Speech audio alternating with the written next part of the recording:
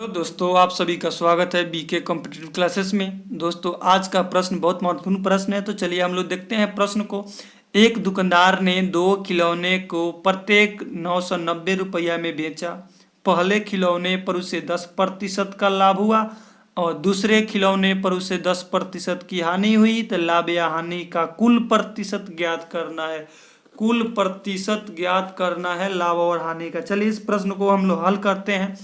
तो सबसे पहले देखिए, दो यानी मान लीजिए पहला खिलौना ए मान लेते हैं, दूसरा खिलौना बी मान लेते हैं। दोनों का एसपी यानी 900 प्रत्येक यानी प्रत्येक का 990 रुपया में इसका विक्रय मूल्य हम देखिए। विक्रय मूल्य कितना है? पहले को भी 990 रुपया में, दूसरे का भी विक्रय मूल्य कितना है? 990 रुपया है। हम आपको पूरा बेसिक से समझा रहे हैं। क्या बेसिक्स आपको हम समझा रहे हैं? देखिए यानी दो खिलौने को प्रत्येक 990 रुपया में बेचा। यानी दो खिलौने आपके पास है, दोनों को आप 990 रुपया में पहले को बेचे, दूसरा के भी 990 रुपया में बेचे। यानी पहले को बेचे तो उसे 10% का लाभ प्राप्त हो रहा है। यानी कितना पर बेचे? यानी 110 रुपया पर बेचे। यहाँ से उसका क्रय मूल्य मालूम कर लेंगे। क्रय मूल्य मालूम करने के लिए 100 से गुना कर लेंगे। अब यहाँ से इस वस्तु का क्रय मूल्य हमको मालूम चल जाएगा। एक जीरो से जीरो कैंसिल, 11 9 99 यानी 900 रुपया उस वस्तु का क्या निकल के आया? क्रय मूल्य यानी सीपी निकल के आया। यहाँ तक क्लियर? किसी को समझने में यहाँ तक कोई दिक्कत? ये तो पहला का हो गया। अब देखिए दूसरा का कारण, दूसरे खिलौने पर उसे 10% की हानि हुई। क्या हुई? 10% की हानि। तो बेचा कितना पर? 90 पर बेचा। 10% का हानि का मतलब वो 90 पर बेचा। कितना में बेचा? 990 रुपया में बेचा। और यहाँ से क्रय मूल्य निकालना है तो 100 से गुना कर लो। 11 बार में कटेगा 99, 11 बार नहीं। यहाँ से आपका क्रय मूल्य कितना हो गया? कितना? 1100 रुपया। देखिए 1100 रुपया बेच कितना में रहे? दोनों का विक्रय मूल्य, दोनों वस्तु का दोनों वस्तु का विक्रय मूल्य कितना? 900 और 900 कितना हुआ? 990 प्लस 990 1980 रुपया दोनों का विक्रय मूल्य था। दोनों वस्तु को अगर बेच रहा हो तो 1980 रुपया में बेच रहा है।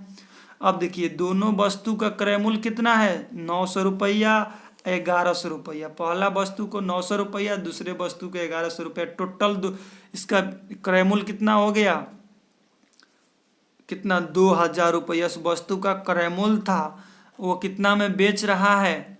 कितना में बेच रहा है? 1980 रुपया में बेच रहा है। 2000 का माल था, आपको 1980 रुपये में बेच रहा है। यानी लॉस हो रहा है कि प्रॉफिट? यहाँ लॉस हो रहा है। कितना रुपया का? 20 रुपया का लॉस हो रहा है। कितना पे? 2000 पे। यानी कुल लाभ आपसे पूछा है 2000 पे, प्रतिशत में लाने के लिए 100। यहाँ तक किसी भाई को समझने में कोई दिक्कत?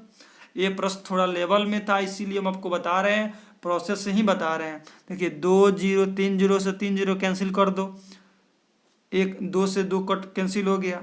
यानी 1% की क्या हुआ है? लॉस हुआ है, यानी हानि हुआ है 1% का। आपका right answer option C correct answer हो जाएगा। एक और इसका फॉर्मूला, एक्स स्क्वायर बाई कितना? 100 होता है। क्या होता है? 100 होता है। कि हमेशा देखिए एक्स स्क्वायर इसका ट्रिक है।